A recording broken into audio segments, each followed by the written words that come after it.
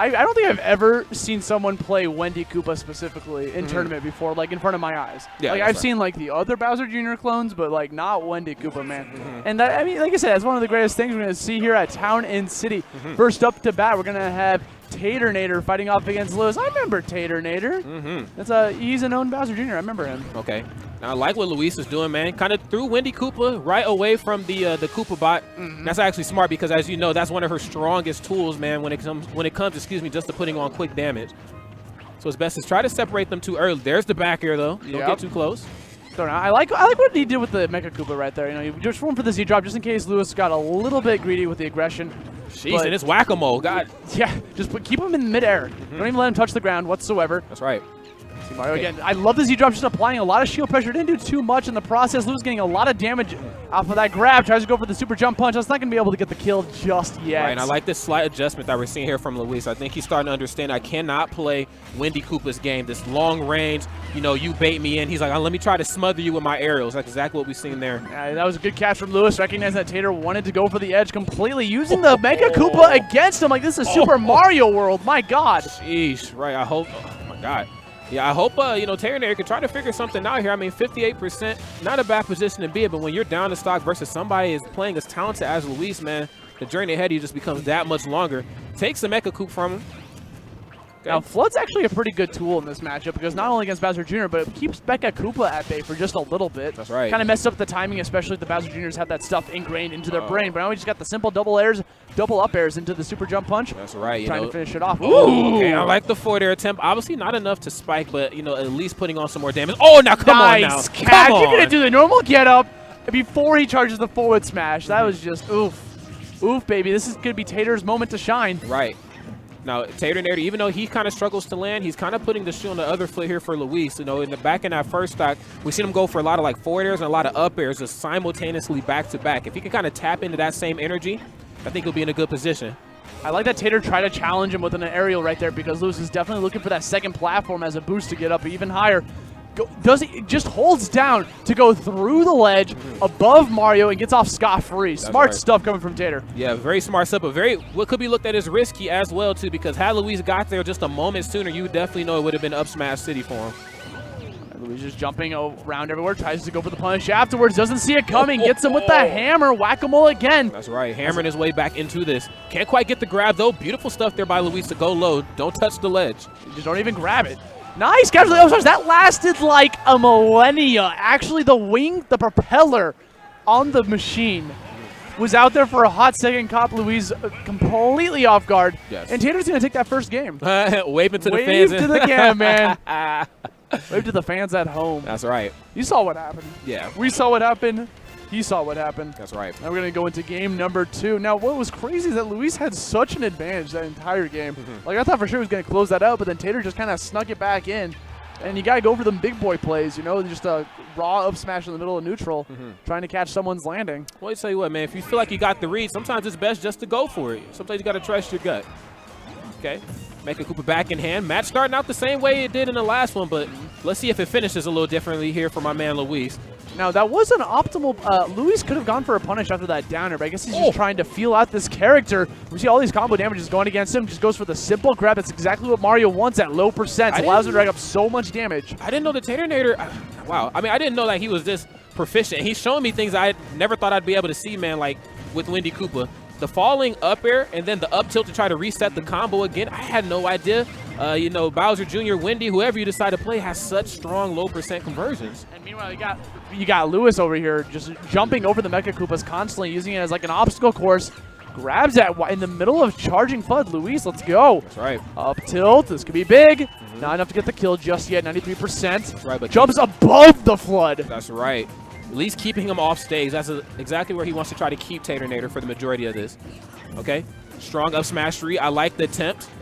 I would have probably went for the same thing. Honestly? Yo, yeah. Well, you know, Taternator kind of doesn't want to play up there on those top platforms anymore.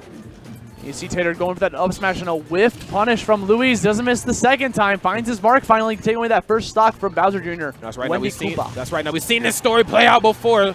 Luis goes up a stock, and then Taternator just does what he does best. Close that next one down. Now there's the down throw right into the up air, or up tilt, excuse me. Oh, there we go. Throwing that fireball into some more damage. Mecha Koopa walking, trying to find its pacing. Throws it right back at him with the cape, using the projectile reflector to his advantage. And I love that little forward air animation there from the Koopas. You know, it starts so early. It's deceiving. And then it just kind of lasts forever. It jumps above him with the neutral air, spawning the Mecha Koopa yet again, trying to keep Mario mid-air with all those up airs. We're seeing a lot more capes coming from Luis. He feels a little bit more comfortable with those projectiles. It seems like he's kind of adapted to the timing on when Tater likes to throw them. Oh, most certainly. It's definitely sending a message. Let him know that, you know, a lot of that Z-drop stuff that you're going for is not going to work anymore. But what if you use it as a bait, though?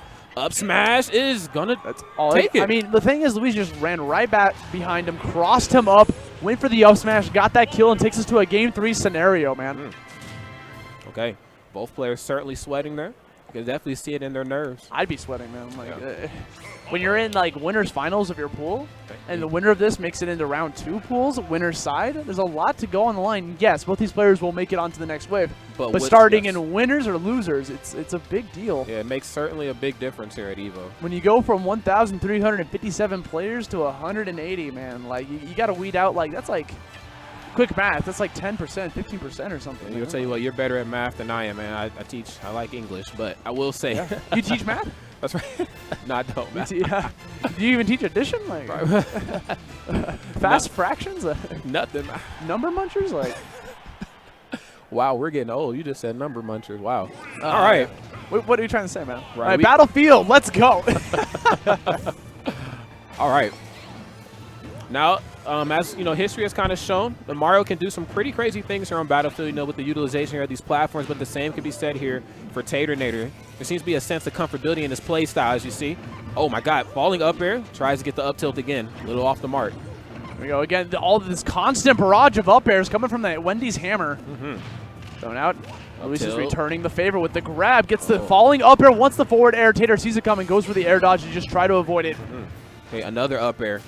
Really utilizing these platforms. I'm liking what I'm seeing here from Taternator. You know, tossing the up air through the platforms just in case Luis tries to get a little antsy when he tries to recover. Legit just up air city between both these contenders. Uses the platform, waits for the air dodge, super jump punch, whiffs it, does not get the kill. All right, lands with the dare though. Oh, I like that. Tries to tilt it down that time. That was so good. Trying to catch the 2-frame. Now Tater's at 114%, tries to connect that back air, challenges him to find some stage control. Now, I will say this is probably the closest the match has been all 3 games. A little too early with the up smash. I cannot blame him. That was a good trade for Luis because that first stock is going to give him so much momentum to take this into a set-winning moment. Goes for the shield. Shield looking mad deep. He had to go for the roll. If he managed to block that, would have broken his shield immediately. That's exactly what Tater was trying to go for. Okay. We're playing off the platforms. Yeah, play it safe. Trying to stage towards center stage, too. I like what I'm seeing here. The slight adjustment here from Taternator. Really trying to hold down the middle of the stage, but unfortunately taking a lot of damage because of that, but I spoke too soon. There's the up smash off the platform. We got ourselves a game here. And you know what? Luis is doing a fantastic job of just avoiding all those bombs whenever they just when you just abandon ship and throw the clown car down there, it's like going to be an explosion. You just got to look out for it. And Luis has been doing a phenomenal job of just doing that every single time. Starting to see more utilization of the Nair. Such a safe approach option there from Mario. Spawning Mecha. Ooh, just throws it right blank in his face. Doesn't even let him give him time to charge up that flood. 84%. This could be really big for Luis if he manages to just catch one more grab. Up air. Not going to be able to get anything off of it. Wasn't in the right spot. Right, I like that patience. Decides to stop as well. Okay. Again, another back air.